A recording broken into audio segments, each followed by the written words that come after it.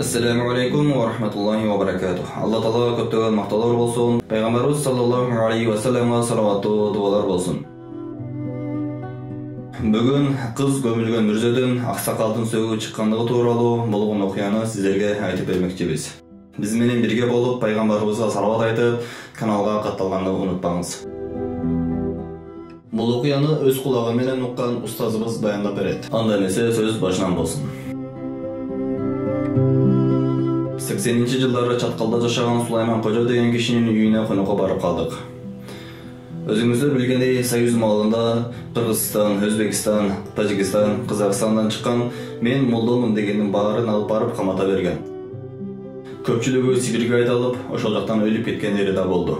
Күндөрдүн бир күнү такыба Куран окуганды билген эки жигит да ошолордун катарында Сибирге айдалып кетти.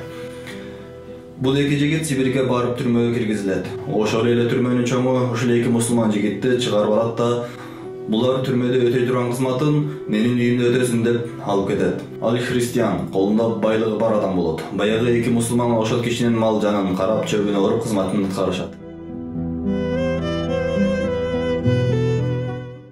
Байдын 6 жашар кызы болгон.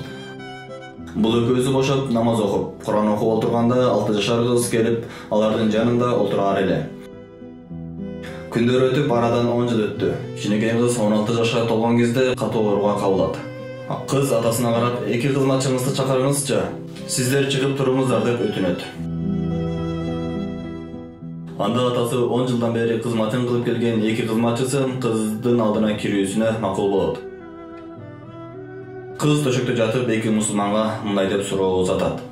"Силер мусулмансыңар. Мен кичинемден бери силердин окуган намаз, Куран, кулк мүнөзүңөрдү сүйөт элем. Менин диним христиан. Катуу ооруп жатам. Өмүрүм аз калды. Бирок мен силер окуган намазды, Куранды окуй албасам да, мен аны катуу сүйөм" деп сөзүн улайт. "Мен канткенде силердин диниңерге кире аламын" деп суроо узатат. Эки кызматчы анда "Ашхаду ан ла илаха иллаллах ва ашхаду анна Мухаммадан абдуху ва расулух" ушул келмени айтсаң, мусулман болосуң дейт. Анда кыз "Ушуну айтсам эле мусулман боломунбу" деп суроо узатат. "Ушул эле сөз айтсаң, мусулман болосуң" деп жооп берет. Кыз калиманы айтып, "Силер күбө болгула, мен силердин диниңерге кирдим" дейт. "Силерден суранычым бар, бул нерсени эч кимге айтпагыла. Дагы бир суранычым, мен көрүп жүрөмүн. Бизде адам өлгөндө адамга жаңы кийим, алтын, күмүш тагып, аны чогуу көмүшөт. Мен атама айтамын, бул үйдө кор болбогула, силерди бошотот" дейт. "Мен өлгөндөн кийин мүрзөмдү 3 күн кооруйт. Силер боштондукка чыгып, токойдо 3 күн жашынып жаткыла. Кийин менин кабырымды казгыла да, мага мүрзөдө пайдасы тийбеген алтын, күмүштү алгыла да, өзүңөр менен чогуу ала кеткиле. Мен ыраазымын" дейт. Арадан 3 күн өтүп кыз көз жумат. Кыз айткандай жаңы кийим, алтын, шакек менен чогуу көмүлөт. Мүрзөсү да 3 күн корулат. Эки кызматчы кожоюнуна келип, "Кожоюн, сизге келген кыйынчылык бизге да келди. Сиздин кызыңыз биздин өз карындашыбыздай эле.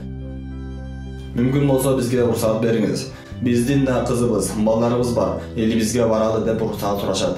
Кызы кайтыш болгонго жүрөгү жумшарып калган кожоюн уруксатын берет. Эки кызматчы кыз айткандай кылып мүрзөйнү казып, оозун ачса, кыз жок.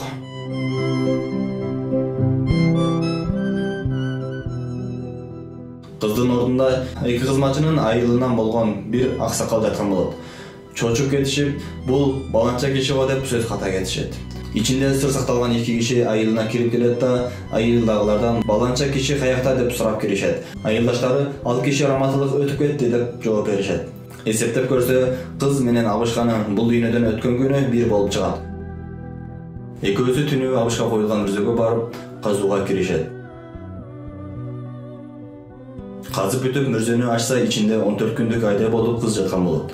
Эки киши "Бул кандай сыр? Эмне үчүн бул экөө алмашып калды" деп таң калуу менен карашат.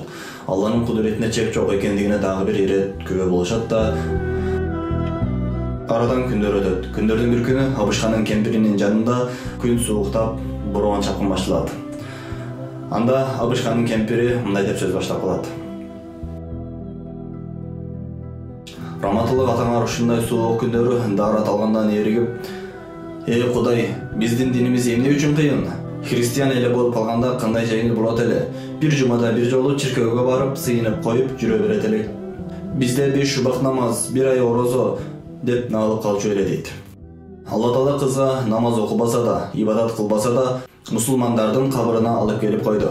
Эрини христиан динин жакшы көргөн набышканы алардын мүрзөсүнө алып барып койду. О, урматтуу бир тууганым, бул окуядан өзүбүзгө чоң сабак алалы. Динибиздин улуулугун урматтап, сыйлап, ар бир ибадатты өз ордунда кылганга Алла Таала күч кубат берсин. Каналга каталып, бөлүшкөндү унутпаңыздар.